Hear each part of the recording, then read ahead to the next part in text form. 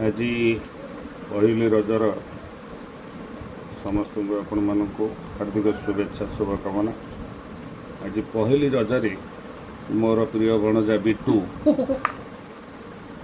mutton आणिकी मत